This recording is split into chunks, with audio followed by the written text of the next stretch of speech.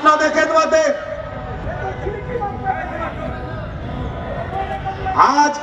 খেদমতে বলে যায়, ছোট্ট করে বলে যায়, আপনাদের খেদমতে আল্লাহর ওলিদের খেদমত জড়িয়ে আছে। আজ বলে যাচ্ছি আপনাদের খেদমতে, আজ ওয়াকফ বিল যেটা আনতে চলেছে, আজ ওয়াকফ বিল যেটা আসতে চলেছে, এই ওয়াকফ বিলের বিরুদ্ধে আমাদের লড়াই থাকবে। এটা আমাদের ঈমানি অস্তিত্বের লড়াই। তার জন্য আমাদের একতা হতে হবে, দলবদ্ধ হতে হবে, একটা প্ল্যাটফর্ম তৈরি করতে হবে। ওয়াতাসিমু বিহাবলিল্লাহি জামিআ ওয়ালা তাফাররাকু। একটা প্ল্যাটফর্মে দাঁড়িয়ে এক সুরে আমাদের জবাব দিতে হবে।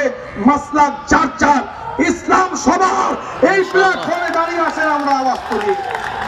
সংক্ষেপ কথা।